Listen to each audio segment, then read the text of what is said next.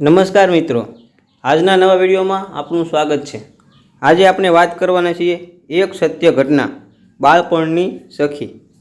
સાંજ ઢળતી હતી અને આકાશે તેની રોશની ધરા પર પાથરી રહી હતી। ત્યારે સુરેશભાઈના ઘરમાં માનસીના લગ્નની ધામધૂમથી તૈયારીઓ ચાલી રહી હતી। સ્વરૂપવાન અને મોહક માનસીની ઉંમર તો ફક્ત 24 વર્ષની, પરંતુ તેને લાગે ફક્ત 16 છે। સુરેશભાઈ ઘણા ધનવાન ચાર્ટર્ડ એકાઉન્ટના વ્યવસાય સાથે સંકળાયેલા હતા।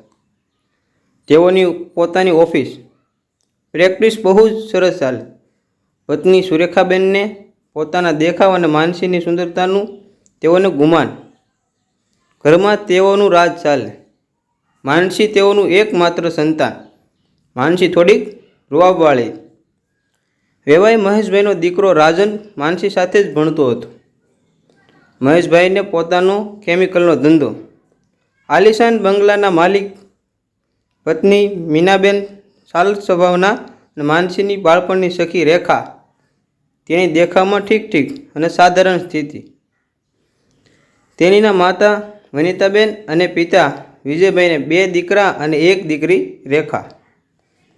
દીકરો નયન મોટો, પછી રેખા અને નાનો ભાઈ ચિરાગ। તેઓ ભણવામાં હોશિયાર અને માવતરને સન્માન સાથે જીવવા મળે તેમજ તેઓના સારા ભવિષ્ય માટે ઉચ્ચ કક્ષાનો અભ્યાસ કરીને મોટા સાહેબ બનવાના ધ્યેય સાથે આગળ વધતા હતા। માનસીના લગ્નની તૈયારીઓ ચાલતી હતી। મીનાબેનને હરખ ઘણો જ હતો। રાજનની વહુ માનસીની ખરીદી ચાલતી હોવાથી તેઓ માનસીને સાથે લઈ જતા। માનસી તેની સખી રેખા માનસીના દરેક કામ માટે તેની સલાહકાર બનતી। રેખા સાથે જ હોય। રેખાને દરેક બાબતની સૂઝ અને સમજણ પણ ખરી। આટલી સરળ અને સમજણવાળી રેખા પર મીનાબેન વારી જતા। રાત્રે મીનાબેન પરિવાર સાથે વાત કરતા ત્યારે રેખાના વખાણ કરતા હતા। રોજ કામકાજના કારણસર બહાર જવાનું થતું। એક દિવસ રાજન અને માનસી બહાર ફરવા જતા હોવાથી રેખાએ કહ્યું કે હું ઘરે જાઉં છું, તો રાજને કહ્યું કે અમે તમને તમારા ઘરે ઉતારતા જઈએ છીએ। રાજન, માનસી અને રેખા સાથે નીકળ્યા। ત્યારે માનસીને રેખાની હાજરી જરાય પસંદ ન હતી। માનસીએ રાજન સાથે ઝઘડો કર્યો અને અપડેટ રહેવાવાળી રેખાનો દેખાવ પણ સારો નથી। તેની સાવ સામાન્ય ઘરની છે।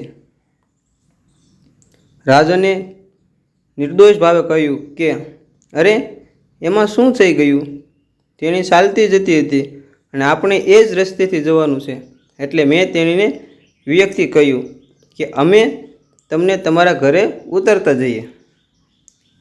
બસ આટલી વાતમાં તને ગુસ્સો આવ્યો? તેઓની બોલાચાલી વધતી ગઈ।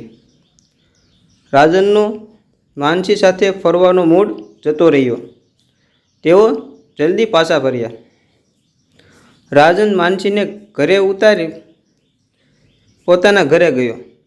રાજને જલ્દી પાછા આવતા જ મીનાબેને પૂછ્યું કે શું થયું દીકરા? રાજન, કશું કંઈ નહીં મમ્મી। મીનાબેન ચૂપ રહ્યા। રાજન વિચારવા લાગ્યો કે રેખા તો માનસીની બાળપણની સખી છે, તેની વિશે માનસીની વિચારસરણી કેમ આવી છે? આમ વિચારતા રાજન સૂઈ ગયો। માનસીએ પોતાની મમ્મીને વાત કરી તો તેઓ કહે કે રેખાથી દૂર જ રહેજે। સાવ સામાન્ય ઘરની છોકરી છે, ક્યાં તું અને ક્યાં રેખા। આવું કહીને માનસીને પોરસતા રહ્યા।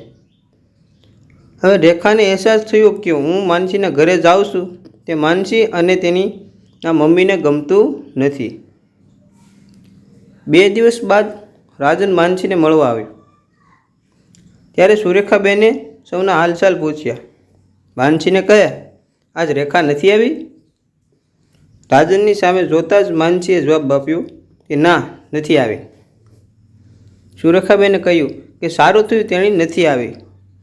મને તો પહેલેથી જ પસંદ નથી તેની રૂપના ઠેકાણા, નથી તેણીમાં કોઈ ડ્રેસિંગ સેન્સ. માનસી મનોમન મલકાઈ. આ બધું જ રાજન જોઈ રહ્યો હતો. હવે રાજનને એમ લાગ્યું કે મારે તો ત્વરિત નિર્ણય લેવો પડશે. રાજને મહેશભાઈ અને મીનાબેનને માનસીના પરિવાર વિશે, માનસીના વિચાર વિશે બધી વાત જણાવી. તેને તેનો નિર્ણય જણાવ્યો કે મારે માનસી જેવી છોકરી સાથે લગ્ન નથી કરવા. મારે મારું જીવન બરબાદ નથી કરવું. મહેશભાઈ અને મીનાબેને રાજનને કહ્યું કે થોડોક વિચારવાનો સમય આપ. રાજન કહે ભલે. કમને રાજને માનસી સાથે લગ્ન કર્યા. લગ્નના થોડાક મહિના બાદ રોજના ઝઘડાથી બંનેના છૂટાછેડા થઈ ગયા. આ આઘાત સુરેશભાઈ સહન ન કરી શક્યા. તેઓને હૃદયરોગનો હુમલો આવ્યો. 1-2 મિનિટમાં જ તેઓ આ દુનિયા છોડીને ચાલ્યા ગયા. હવે રેખા તેણીના ભાઈઓ સાથે વધારે તેને પોતાના ભણવા પ્રત્યે ધ્યાન આપ્યું.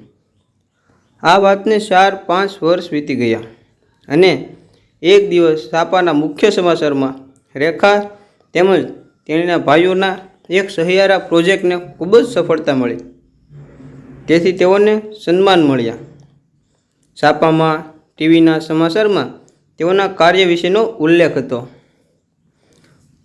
અને રેખા અને તેના ભાઈઓ, ટીવી મીડિયાવાળા બધા તેઓના ઇન્ટરવ્યૂ લેતા હતા. પ્રોજેક્ટ સૌને પસંદ આવ્યો, તેથી મલ્ટીનેશનલ કંપનીવાળા તેઓને સામેથી નોકરી અને ઉચ્ચ પગાર આપવા માટે બોલાવી રહ્યા હતા.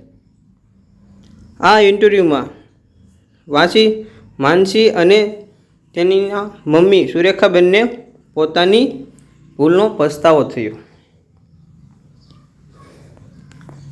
સારાંશ: કોઈને ક્યારેય પોતાના નિમ્ન કે લાચાર ન સમજવા.